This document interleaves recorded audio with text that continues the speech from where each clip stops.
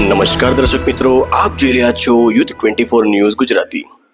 દાહોદ નગરપાલિકા અને હોલી જોલી ગ્રુપ દ્વારા વેસ્ટમાંથી બેસ્ટ સ્પર્ધાનું આયોજન। દાહોદ નગરપાલિકા અને હોલી જોલી ગ્રુપ દ્વારા વેસ્ટમાંથી બેસ્ટ સ્પર્ધાનું સફળ આયોજન કરવામાં આવ્યું, જેમાં શહેરની 45 જેટલી મહિલાઓએ ભાગ લીધો હતો।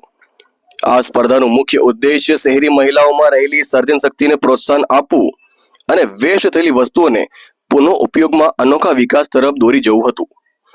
સ્વચ્છ ભારત મિશનના સંદેશ સાથે આ સ્પર્ધા મહત્વાકાંક્ષી સ્વચ્છ ભારત અભિયાન સાથે સંકળાયેલી હતી।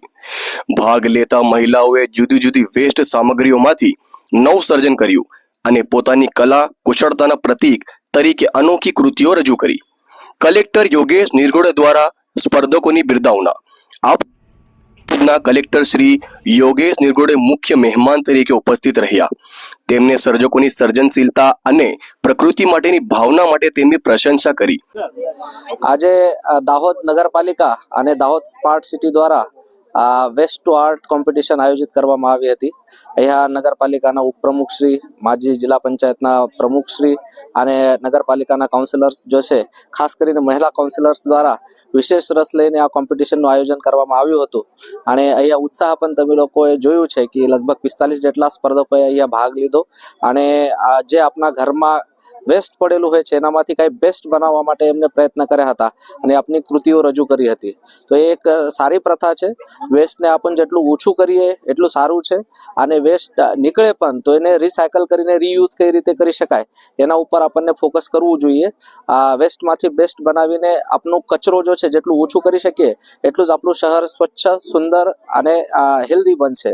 તો હું ફરી એકવાર અમારા નગરપાલિકાના બધા કાઉન્સિલર્સને અને અહીંયાના પદાધિકારીઓને અને વહીવટી તંત્રને અભિનંદન આપું છું કે તેઓ દ્વારા રવિવારના દિવસે આવા પ્રકારનું આયોજન કરવું અને ખાસ સ્પર્ધકોને અભિનંદન પાઠવું છું કે રવિવારના દિવસે ઘણા બધા બીજા પ્લાન્સ હોય છે એ છોડીને આ લોકો અહીંયા આવ્યા અને અહીંયા પાર્ટિસિપેટ કર્યું અને જો આયોજકો છે એનો ઉત્સાહ વધાર્યો તે બદલ બધાનો અભિનંદન।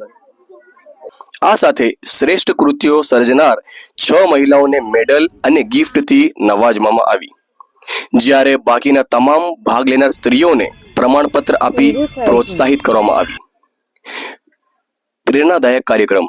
આ કાર્યક્રમ દાહોદ નગર માટે શ્રેષ્ઠ ઉદાહરણ પુરવાર થયો, જેમાં વેસ્ટ મટીરિયલનો ક્રિએટિવ ઉપયોગ અને પ્રકૃતિ પ્રત્યેના લાગણીશીલ અભિગમને પ્રતિબિંબ કર્યો।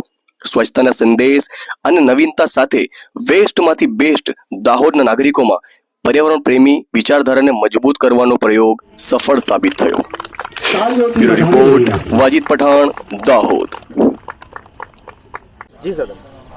સ્વચ્છ ભારત મિશન દ્વારા દાહોદ સ્માર્ટ સિટી તથા દાહોદ નગરપાલિકા અને હોલી જોલી ગ્રુપ સહયોગી સંસ્થા દ્વારા આજે દાહોદ શહેર સિદ્ધરાજ જયસિંહ છાપ તળાવમાં વેસ્ટ ટુ આર્ટ એટલે કે વેસ્ટમાંથી બેસ્ટ સ્પર્ધાનું આયોજન કરવામાં આવ્યું હતું, જેમાં દાહોદ શહેરની 50થી વધુ બહેનોએ ભાગ લીધો હતો અને દાહોદની મહિલાઓની આ સર્જનાત્મક શક્તિ દ્વારા આજે દાહોદના વિકાસને એક અલગ જ વેગ મળ્યો છે।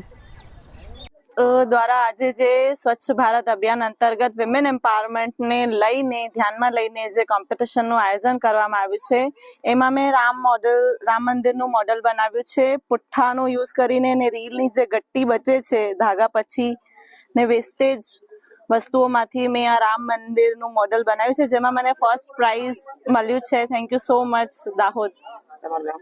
કરમચંદાની નીતુ।